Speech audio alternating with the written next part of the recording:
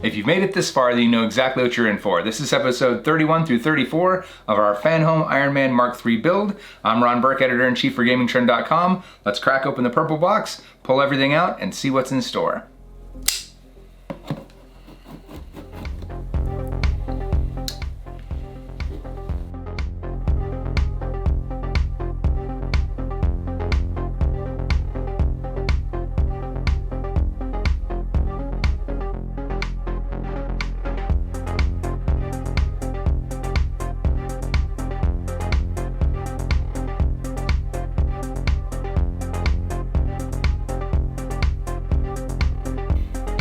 I want to devote this episode to a good friend of mine named Silas. Now, Silas, every time we would go see a Marvel movie, would lose his complete mind over all the things that they change. And none is that more true than with Ultron.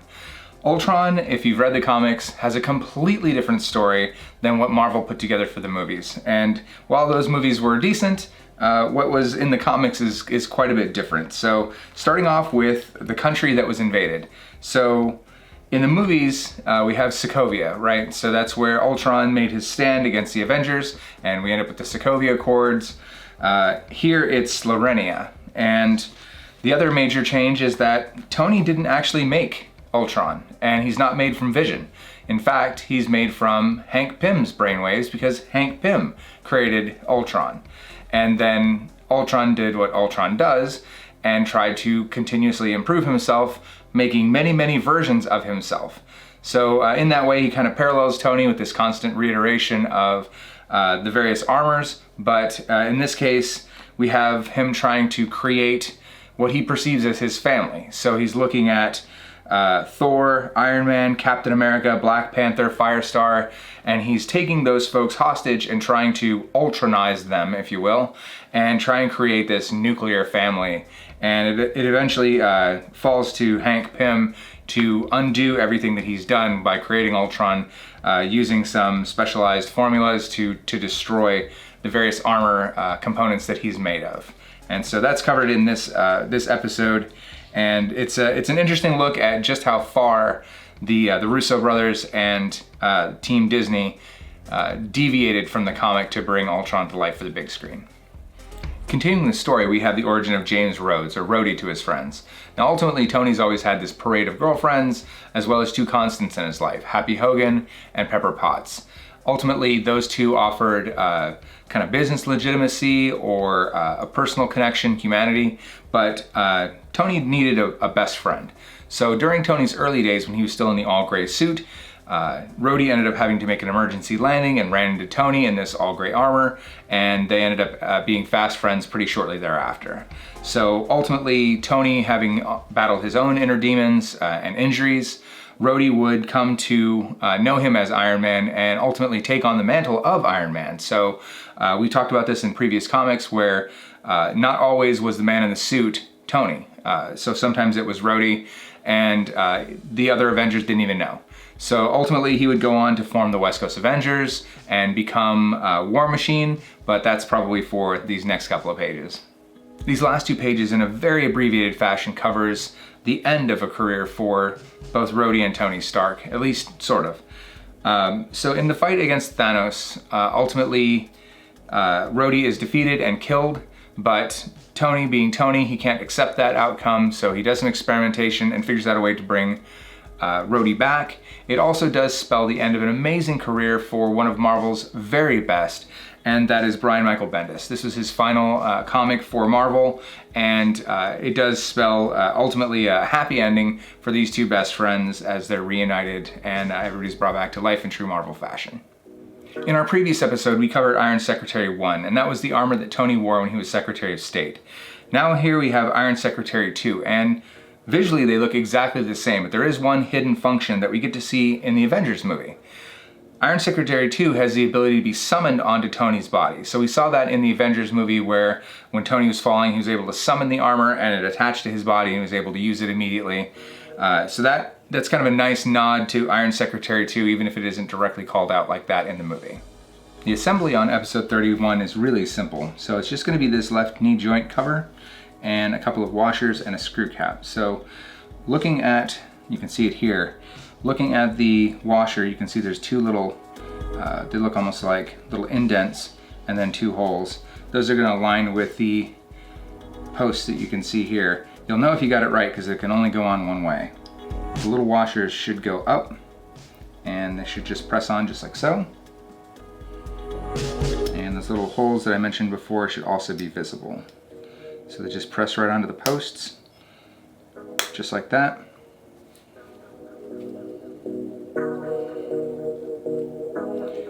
And those will stay put. And this knee joint piece, where's this last piece going? That screw cap is going to go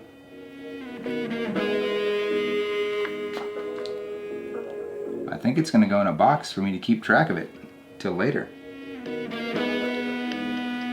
It will eventually go over the top of this once we drop a screw in there. So we'll go ahead and set this aside and we'll call that one done.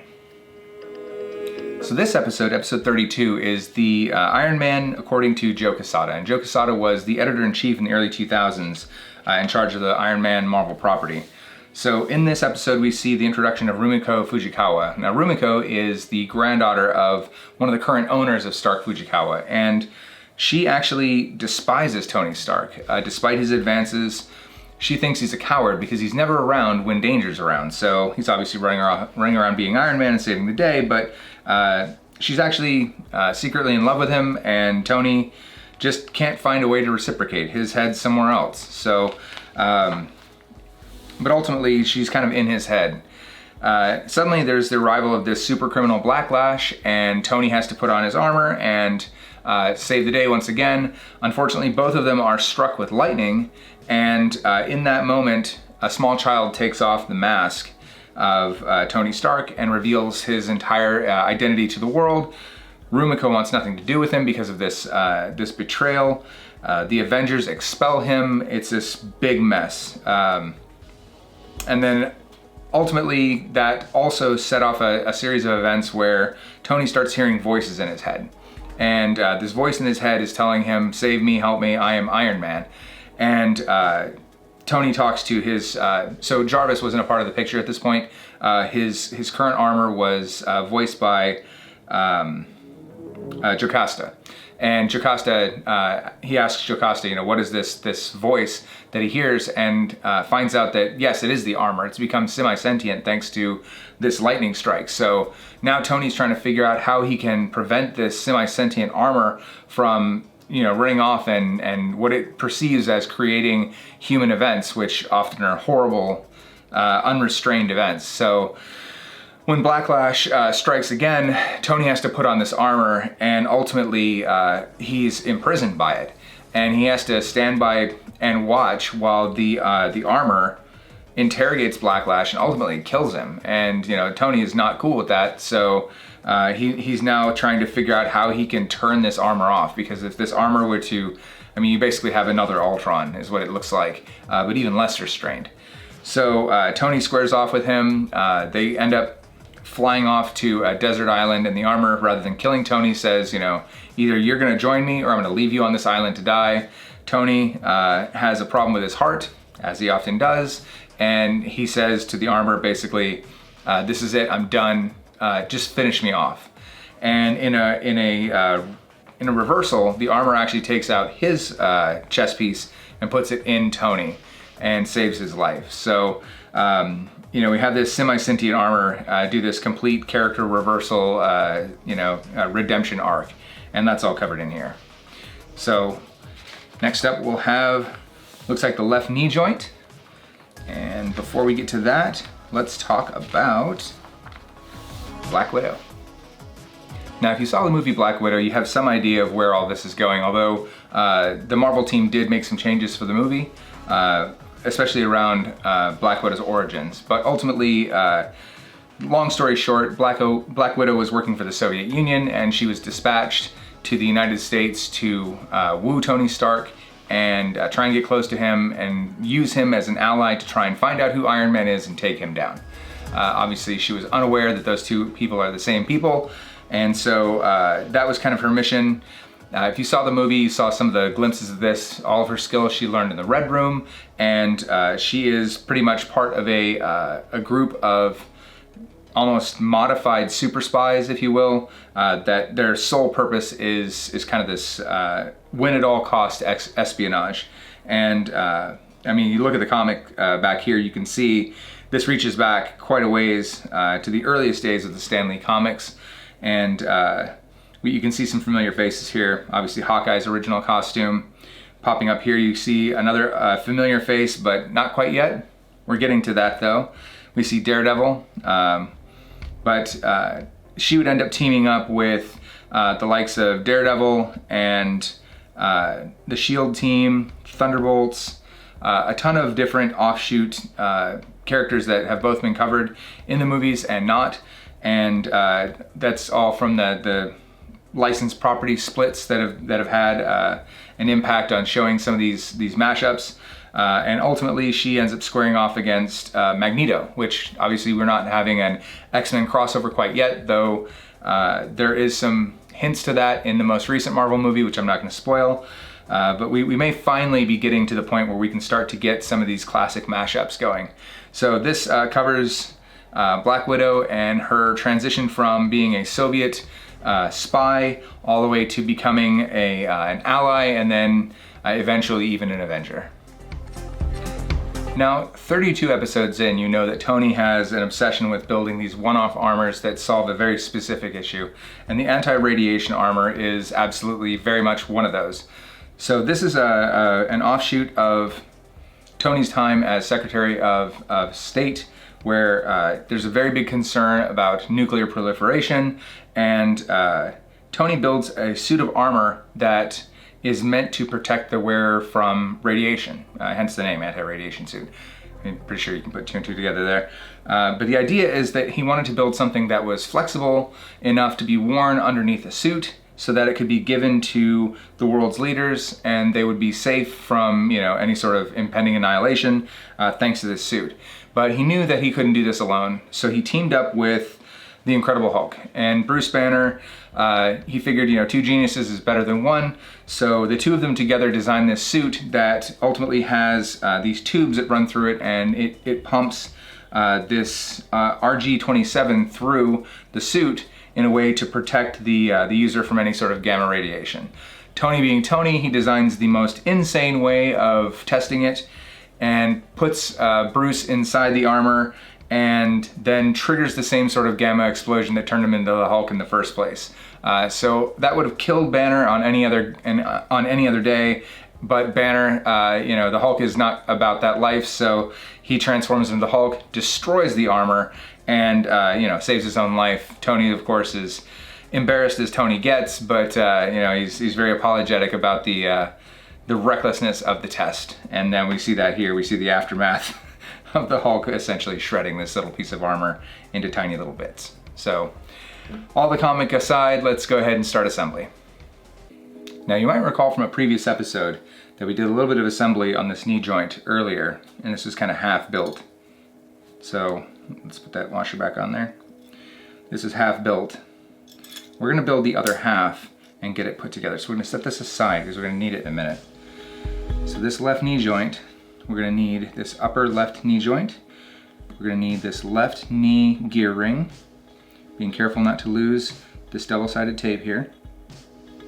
We're gonna need this left knee rotating ring, the spring, the washer, and some screws.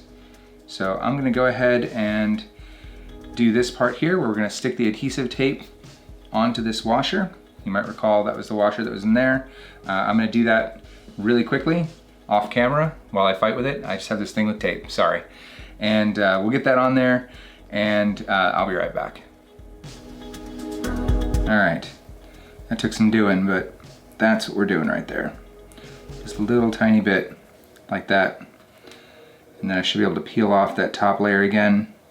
And you can't really see it, but there's a piece of adhesive now on there. And there's also a secondary piece here on my finger. We're gonna go ahead and get the other side as well. If you have a craft knife or a razor, this might be far easier to do. For one, you might be able to see it a little better on something like a craft knife, as opposed to stuck to your finger, like I've just done. I told you I have a thing for tape. And I've thoroughly mangled it. So this one's gonna end up having one piece of tape as opposed to two. This is really just to hold it in place and keep it grippy. I don't think that's gonna be a problem, but just the same, let's go ahead and move on. So inside this piece here, you've got this ring, and all this grippy tape is supposed to do is help it stick inside that hole, as opposed to my finger, which it keeps doing. And I don't think I could have done that twice. I dropped it right in place, so we'll fish that into the spot and then give it some pressure. It's now inside just like that.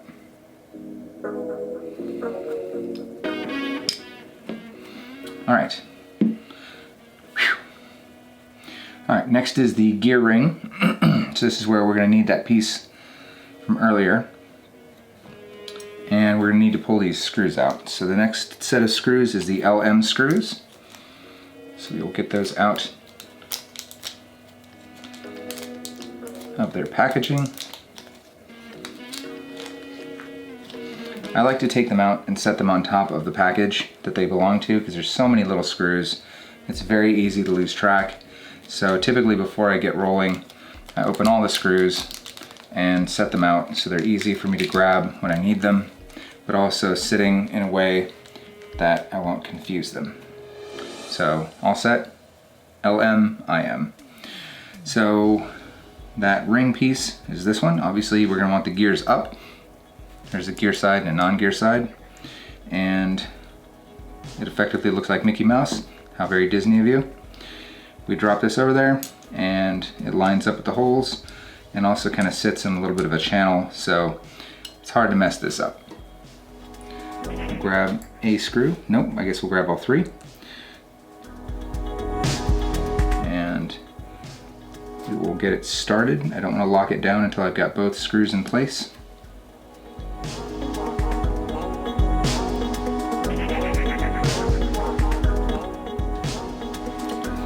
Some tiny work, so I apologize, I'm kind of in the way. It should be safe to lock this down now.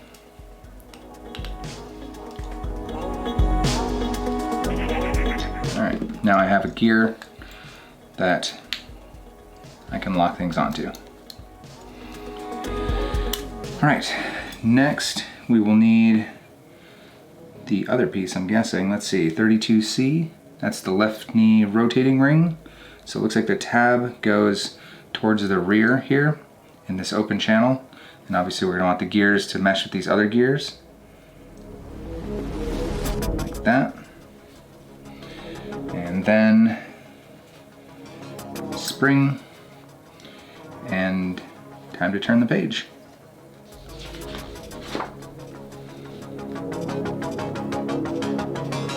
So from the previous entry, 31, we have this piece that we assembled, and we're just gonna flip this over and drop it on top.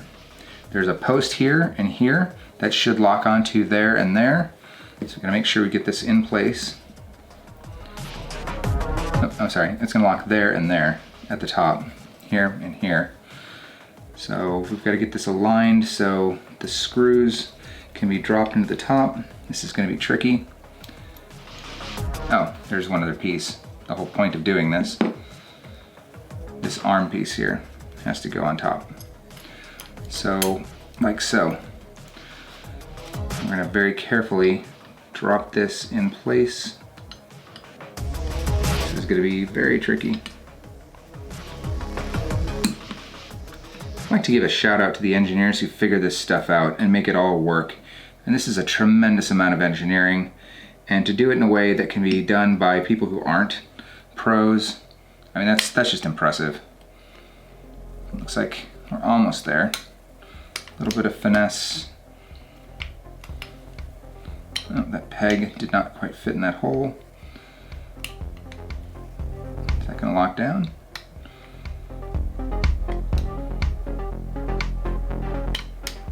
Not quite. All right, so now a little bit of troubleshooting.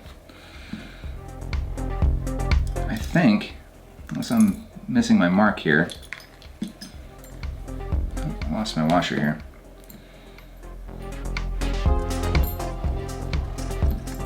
Yeah, bummer.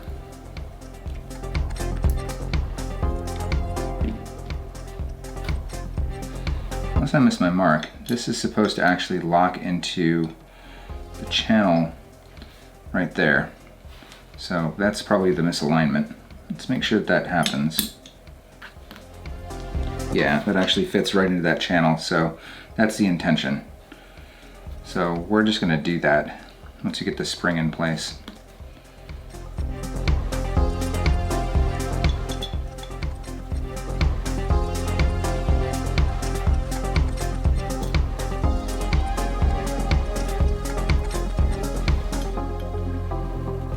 There we go. That locks right in place just like that. So this tab also needs the same treatment. So we'll pull this off gently and move this tab kind of northward here. Spring goes back on. Now I could have cut all this, but I think it's important for you to see the different ways that you might have a hiccup in your build and how to fix it. So don't panic. There's definitely a place for all these things. Just make sure you go slow and don't force anything. These are metal, but there's plenty of plastic in these things as well. But we now should be able to lower this in place, give it a good squeeze, and it should fit. Those springs are tight to start. That's the sound we like. Just keep working it until it fits. These little pegs are squeezing into place, just like that. I've got to kind of hold it because it's very springy, but we should be able to drop a screw in here now. So these are those IM screws, I believe. Yep. So we're going to drop one of those in here and lock these two together before they run off.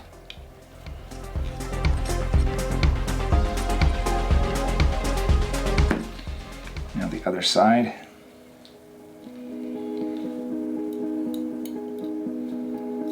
Oops.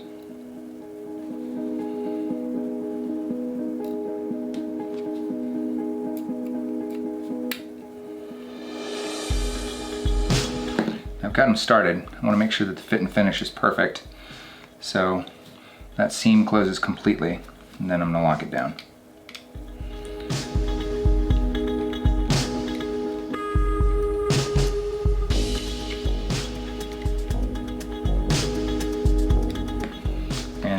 Do a quick function check, make sure that's locked in place. That's locked in place. Seems like that's something we should be able to move, so I'm gonna need to check that. The gears should be quite stiff as these pieces have to bear the weight of the armor. Well, it looks like the exemplar. So all that remains is to install the screw cap, and that'll complete the assembly of this knee joint. This still should move, I think. I still feel like this should still articulate in some way. So maybe that needs to be loosened just a little bit, but I will double check that before we get to putting it all together.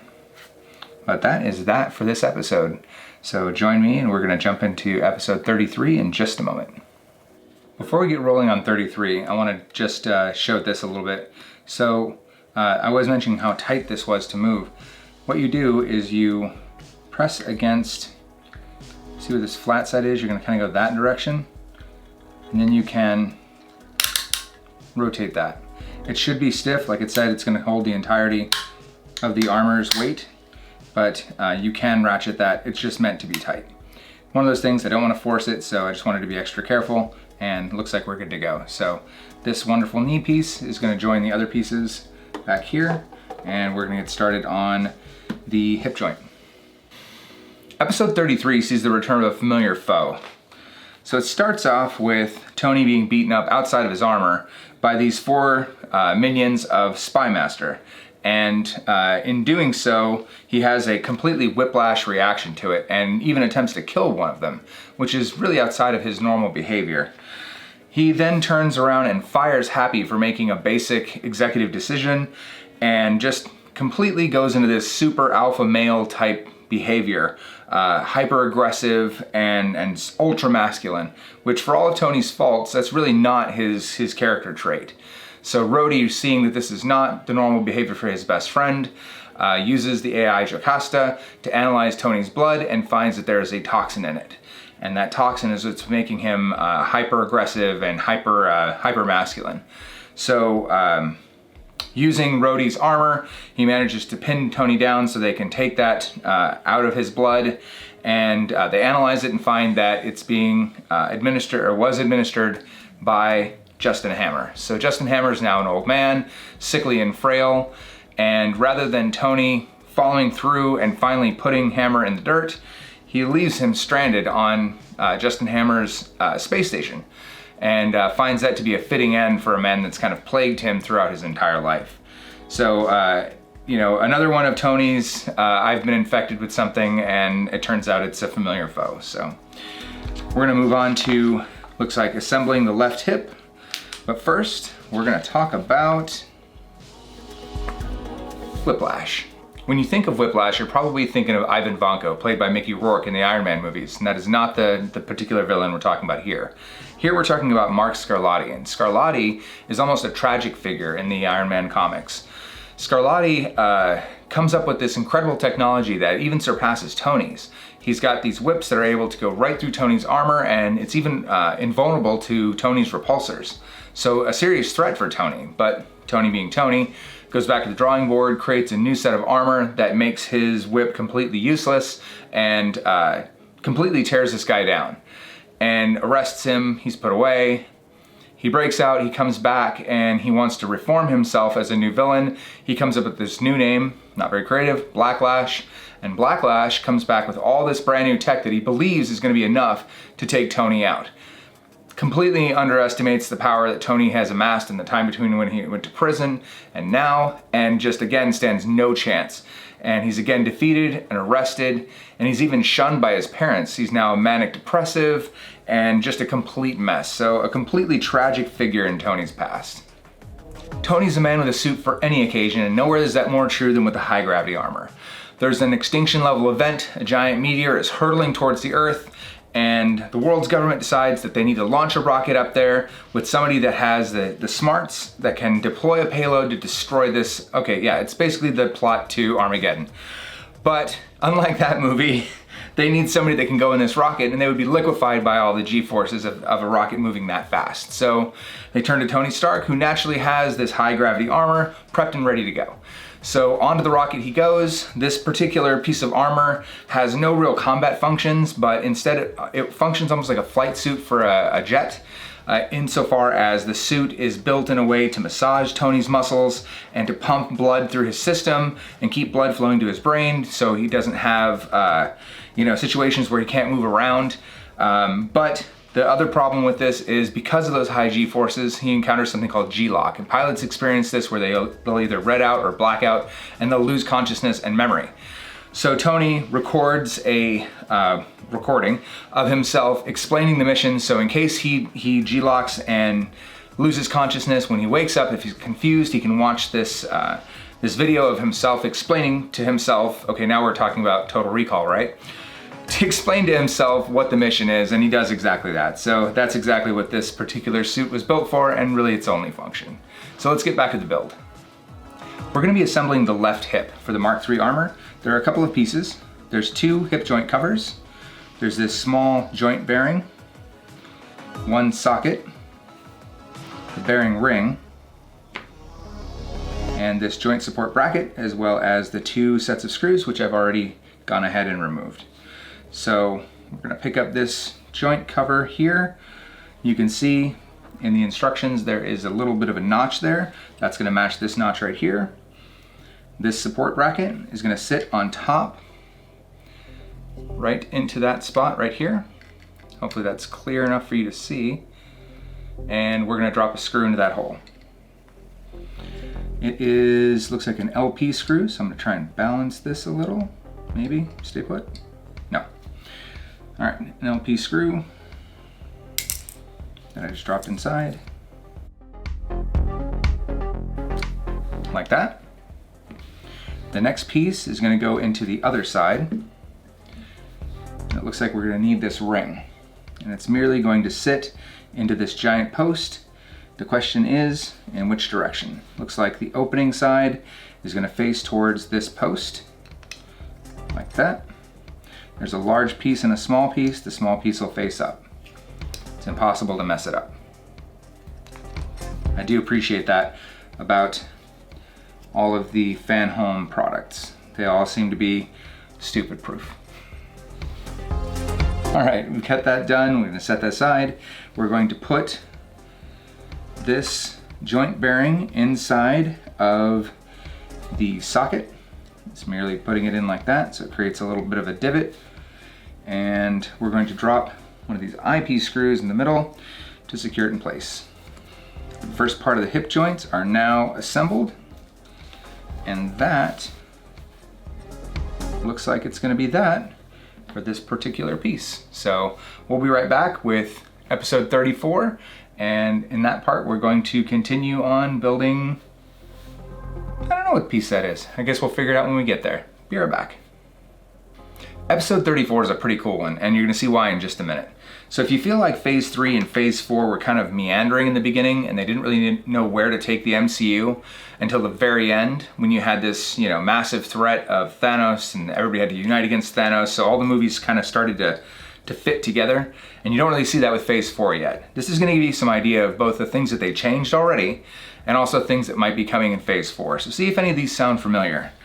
We have humanity meeting with the Celandir Planetary Council, and the plan is to recognize this new race to the council called the Rule. And during that proceeding, the Skrulls step up and say, wait a minute, I have this long laundry list of crimes that humanity has perpetrated on not just us, but all of the other races of the universe, and they demand to be heard. So see if any of these sound familiar to you. The Skrull representative demands to be heard and presents a long list of accusations against humanity. The Whalerward species has manipulated the Phoenix Force, so there's your tie-in with the X-Men. Has defied the Celestials, let's try and forget that movie. Has had its dealings with Galactus itself, not quite yet. Has interceded in the Kree-Skrull conflict, so now we have the tie-in to Captain Marvel, and arguably whether you believe different theories about whether or not different people in the MCU are on the planet or being impersonated by the Skrull, that may tie into pretty much any number of movies. And has killed the supreme intelligence of the Kree. We're back to Captain Marvel again. Then, let's see if any of these sound familiar. While they're being judged, Charles Xavier, Cadre K, and their ally Silver Surfer turn up, having just defeated Ego. Now we're talking about a change that they made to Guardians of the Galaxy. And against the Council's wishes, furthermore, Kang the Conqueror, another human, has killed the Timekeepers. So that happened in the Marvel Disney Plus show Loki. So we have another tie-in to this offshoot that kind of gives an idea of where all these things are going to start to come together. And if you watch the most recent Spider-Man movie, when all the rips open up and you can see into all these different avenues of space, in one of the silhouettes, you can see Kang the Conqueror. So we're already getting hints of where they want to take the Marvel Cinematic Universe. So if you're starting to feel like Phase 4 is a little bit wandering all over the place, wait just a second. I suspect we're going to see Kang the Conqueror, and we're probably going to see some of the tie-ins to Adam Warlock. He was hinted at the end of another one of the Guardians of the Galaxy. He's the guy that was in all gold, and he's also got a pretty big tie-in to the Infinity Gauntlet, which was simply called the Soul Stones back then in the comics. So there are a number of ways that the MCU can be taking advantage of all these different offshoots and bring them all together to create one huge threat. And hopefully it's not just Thanos over again. Now, rather than destroy humanity, the Council decides to instead imprison us on our own planet, a kind of galactic penal colony, if you will.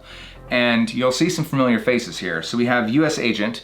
US Agent, you might recognize him from Falcon and the Winter Soldier. And we already mentioned that the Silver Surfer and Professor X were the ones that actually defeated Ego. And Ego ended up on planet Earth as kind of this seed. And left unchecked, he'll grow into his normal planetoid size Ego self and once again become a threat to humanity. So as a result, the Silver Surfer volunteers to be the vessel in which to contain Ego. While all this is going on, the council has determined that Ronan the Conqueror, again you might remember him from Guardians 1, has been appointed as the warden of Earth. And through some investigation by a US agent and some other folks that you might recognize from the MCU, they discover that this new race, the Rule, are actually the Kree in disguise, which we saw a lot of the Kree taking on new forms in Captain Marvel. So you can start to see how all these things are tying together, even if they don't precisely follow the comics. And this particular comic is all about how they take down I'm sorry, I said Ronan the Conqueror, I meant Ronan the Accuser. They take down Ronan and using the power of the Fantastic Four and Tony Stark and Bruce Banner's intelligence to thwart this prison sentence and kind of free themselves from this oppression. So you can check that out for yourself. Next up, we're going to take a look at the left thigh. Looks like that's going to be a pretty quick assembly, just a couple of pieces, although there are a lot of screws. But first, we're going to take a look at Marvel in the New Century. So if you are a Marvel fan or a DC fan or just a comic fan in general, then you know that there's kind of a split between eras, if you will. So you have heroes that were kind of born of their age, like the early Superman or the early Batman or early Iron Man even. They have motivations and origin stories that are very much based around what was going on at the time, the Red Scare kind of stuff, the rise of Nazism. All that stuff very much baked into their character. Then around the 1990s, you have this completely new crop of writers. On the DC side, you've got like your Alan Moores writing things like The Watchmen. And on the DC side, you've got like Michael Bendis and you've got Mark Miller is another good example. And they completely reinvent what it means to be a comic book hero.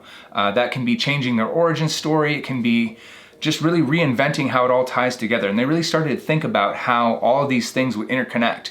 It's how you end up with comic heroes like Daredevil also interacting with somebody like Iron Fist. And so you end up with these instead of just this haphazard slapdash, let's throw these two people together because we are running out of ideas, it turns into this cohesive team that makes those comics awesome, and it starts to make those crossovers meaningful.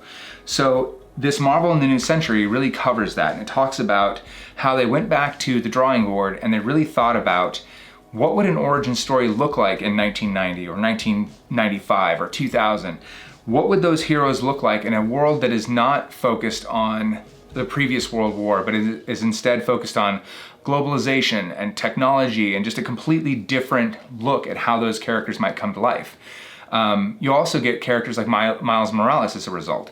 The idea of having Spider-Man be a young African-American kid was just unheard of. So that's another way that we see Marvel take what was good and make it even better by embracing heroes that we could empathize with or we can see ourselves in. So in that, this is probably one of my favorite sections of all of these comics that we've gone through before, because it really does delineate kind of the before and the now. And you start to see how they really worked very hard to bring these characters to life in a new way that would appeal to all people and not just some. So I highly encourage you to check this one out.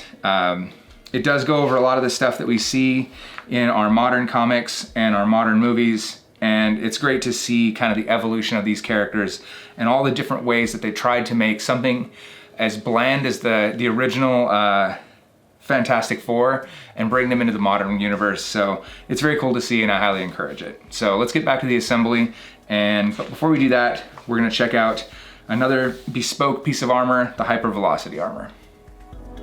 So in this last section of this episode, we see the hypervelocity armor, and that's really only half the story. So this is one of those post stories where we're looking at Tony Stark as Tony in a modern world, where we have jets that can thrust vector and take on combat capabilities that people in the 40s could never even dream of unless you worked at Lockheed.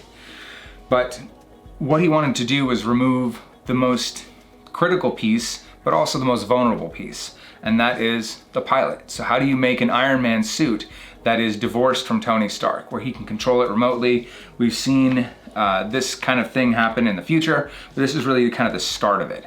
So this is when Tony decided he was going to build something that would rival something like an F-22 or an F-35 and give it all the capabilities of a high-powered conventional warcraft, but without having to put himself at so much risk.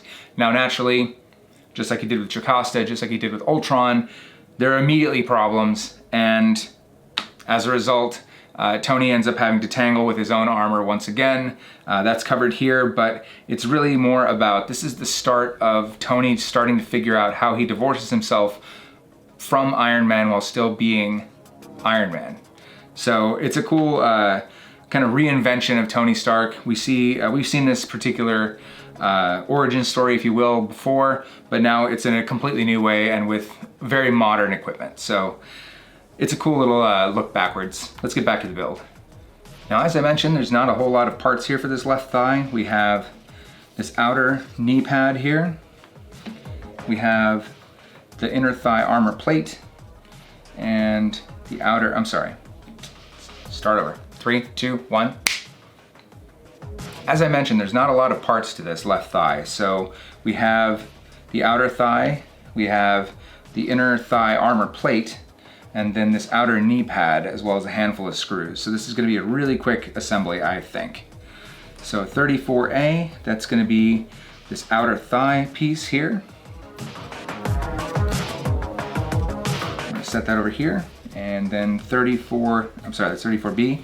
34A, we've got flipped aside, and it's showing us assembling on, looks like this side. So we're gonna drop some screws through these little holes that are kind of recessed down in there. And I imagine we're gonna be joining it to this knee portion using these screws. Mostly it's gonna be dropping those in place and then not accidentally yanking them out because this is magnetized.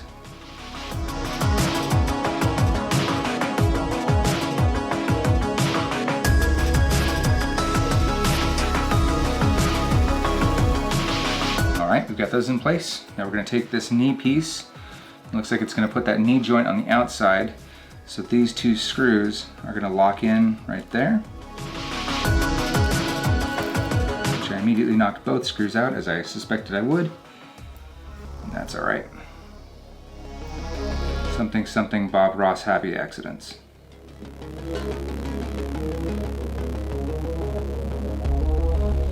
Alright, then this thigh part is going to go underneath and secure.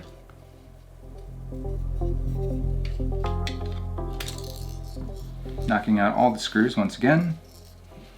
Probably would have been easier to just put in the screws after I laid everything down, but I was following the instructions, so here we are. Either way, no big deal. Magnetized screw takes care of everything.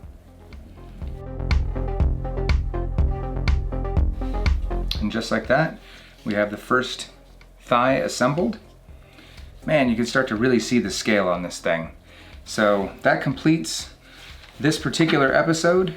I apologize to everybody for missing last week's episode. We had some technical issues, but those are thankfully ironed out. Aha, ironed out.